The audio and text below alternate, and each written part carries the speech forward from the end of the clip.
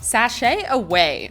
Hey guys, it's Phoebe with MsMojo. Today we're counting down our picks for the top 10 RuPaul's Drag Race rivalries. You're perfect, you're beautiful, you look like Linda Evangelista, you're a model. We're taking a look at the most catty and persistent rivalries on this long-running series. We will be focusing more on ongoing animosity as opposed to single fights. Let's get to it. You'll never be glamour. Boo, just because you got a sugar daddy who pays for everything for you. Oh. Number 10, Aquaria versus Ms. Cracker. Cracker, your twin is here. It's battle between the twins, y'all. Who's the twins? Cracker and Aquaria. The Aquaria and Ms. Cracker feud preceded the show, and when the two appeared and competed against each other, things got heated. The two had similar looks, and this led to comparison and accusations of drag look thievery. After Bob the drag queen posted side-by-side photos of the two, it became apparent that they resemble each other both in and out of makeup. Ms. Cracker admitted in an interview that the two yo-yo between blowouts and friendship on and off the screen. And we can only assume it will remain the same due to that uncanny twin effect. It's come up a couple times. I've overheard people saying like, oh, well, you know, Aquaria, she has sugar daddies. Number 9, Gunn versus Farrah Moan. That leaves Gunn and Farrah Moan. I actually thought I was going to be the first one picked. I don't think any of these girls really know what I do other than look gorgeous. Gia and Farrah were another couple of queens who brought their extra sparkly baggage into the competition. The two apparently had an altercation at a club in the past, and this led to an uncomfortable verbal exchange in the workroom. So that I can have closure. Gorge, you getting ready already? Yeah. Yeah, do your makeup and get ready, sweetie. Because according to your team, you're the weakest link. Oh, shit. Oh, here we go. Gia is said to be stirring the pot when she raises the issue again, and Farrah accuses her of doing so only to turn the camera's spotlights on herself. And do what you're doing. Oh, sweetie, I'm very secure. Are you secure? Okay.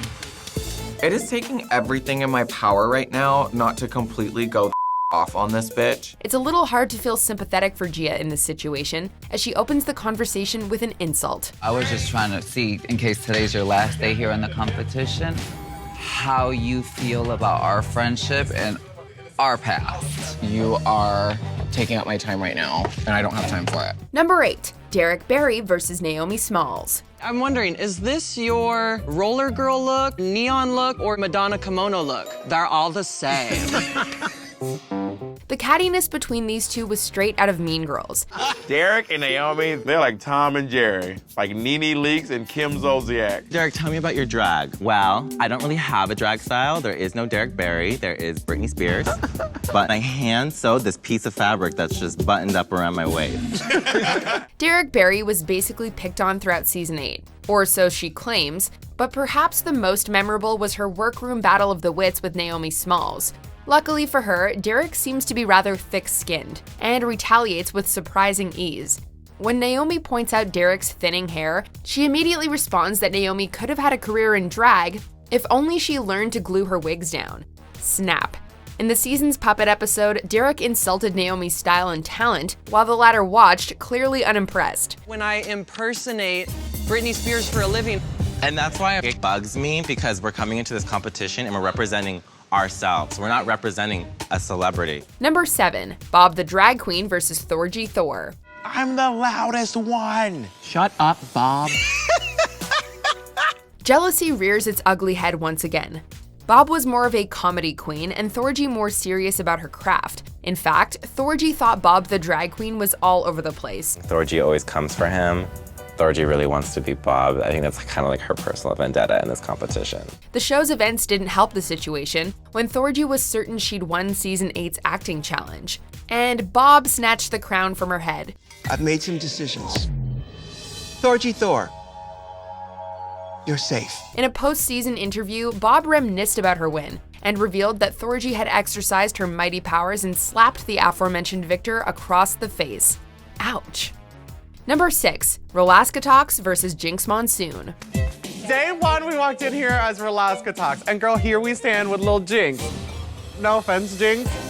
The popular kids from season 5, the trio of Alaska, Detox, and Roxy, also known as Rolaskatox or Roladex, formed a clique and essentially picked on all those they considered to be unpolished queens. The bulk of their wrath was felt by Jinkx Monsoon. Incidentally, the trio found themselves up against Jinkx in the final episodes. I would say Jinkx Monsoon. Absolutely love her, but I feel like there's maturing that I would like to see. Jinkx had her talents put to the test in a final lip-sync battle against rival Detox, but emerged victorious and broke up the precious clique. Despite their predatory attempts to get her eliminated, their prey won the season. Mean Girls finished last. Jinkx Monsoon.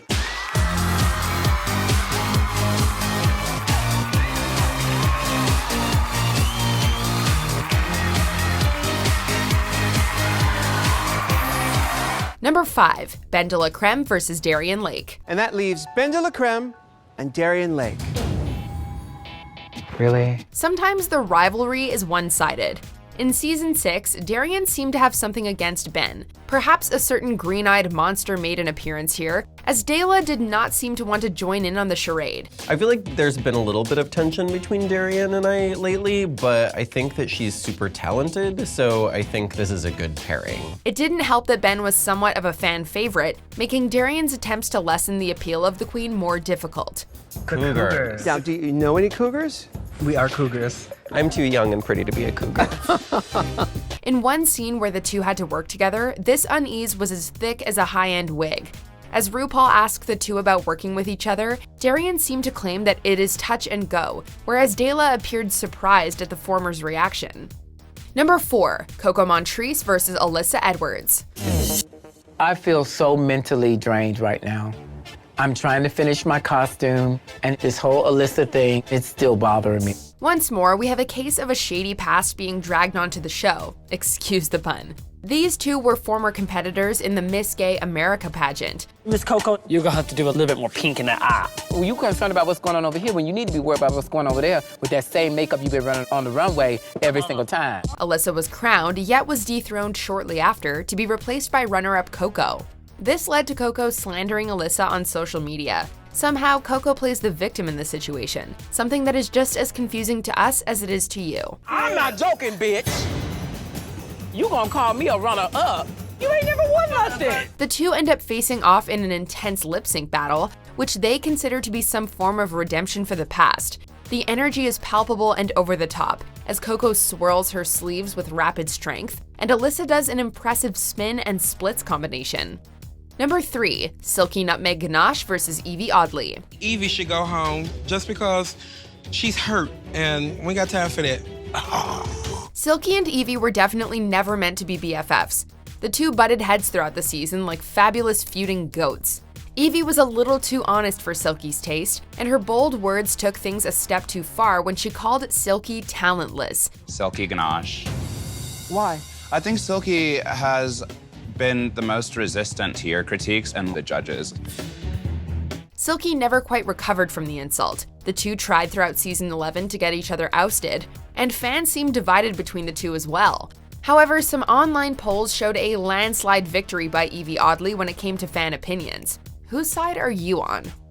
Number 2, the Vixen versus Eureka O'Hara. Girl, she can say or do the exact same thing that I say or do, and First you of act all, like she didn't do shit. I am not your mother. I What do do you not owe mean? you. I do not owe you talking about, bitch? Because you ain't you my acting mama. like I have. The Vixen just simply couldn't stand Eureka. The two frequently bickered throughout their shared airtime. Aside from racial tensions pointed out adamantly by Vixen, there was a bit of a rich queen, poor queen vibe to this feud.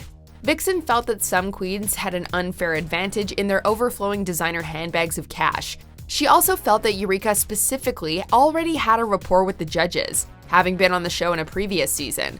Let's just say Vixen was a portrait of the old adage, it's not fair. And maybe, no, I'm not going. It's done. Before we continue, be sure to subscribe to our channel and ring the bell to get notified about our latest videos. You have the option to be notified for occasional videos or all of them. If you're on your phone, make sure you go into your settings and switch on notifications. Number 1, Vivacious versus her zipper. Yes, mama. Come on. Pull it down, baby. Let us see. It was all dramatic and then it was just... Kidding, diamonds are a girl's best friend. Zippers are her greatest foes. But our real number 1 is... Number 1, Sharon Needles versus Yvie O'Hara. Well, basically what I said was I felt that you kind of pushed me into, you know, just doing my spooky look and that it was irresponsible and I thought it was kind of sloppy just to... Because I told you to do something that you're good at? The feud between Sharon Needles and Yvie O'Hara was filled with zingers, which is what places it in our number 1 position. Yvie didn't appreciate Sharon's gothic queen look and didn't hesitate to share said information. She felt that the latter's dark influences didn't belong on the stage, and the animosity was palpable. Any fan of the show, upon mentioning this feud, will immediately parrot the phrase, "go back to Party City" with excitement. Tired ass showgirl. Showgirl, at least I am a showgirl, bitch. Go back to Party City where you belong. Yvie uttered this retort in response to Sharon calling her a tired-ass showgirl. Of course, Yvie also had issues with other queens, namely Alyssa Edwards. You can't get upset because you were eliminated and someone had their opinions on why you should be gone. Okay, here's the real question. Are you Team Sharon or Team Yvie? I'm Team Sharon. Let us know in the comments below or tweet me at Phoebe_WM. And check out this video.